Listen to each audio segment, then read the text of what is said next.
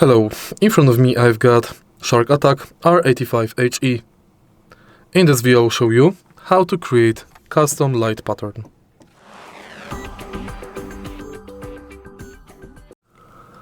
In the beginning, let's go to Attack Shark app and go to light settings. Light edit, and here you can select custom light pattern. You can select color, select random color, write to custom layer,